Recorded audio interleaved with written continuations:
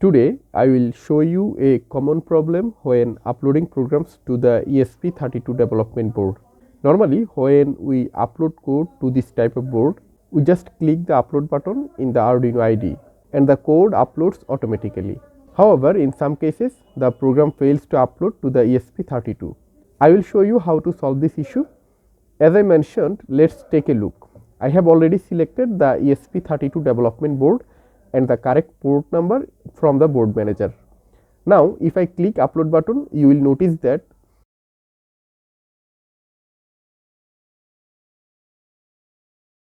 the console shows an uploading message followed by connecting, but after a few seconds it displays an uploading failed error. Let's fix this issue. I will explain the step first, as it might be hard to notice everything during the process. On the ESP32 board, there is a boot button. After clicking the upload button, when the IDE shows the connecting message, you need to press and hold the boot button. Keep holding it until the upload starts, and once it begins, you can release the button. Let me show you how it's done. I am clicking the upload button again. Now keep your eyes on both the computer screen and the ESP32 board. The console shows the connecting message, so I am pressing and holding the boot button.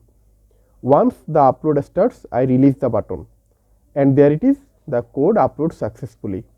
I hope this process is now clear to you.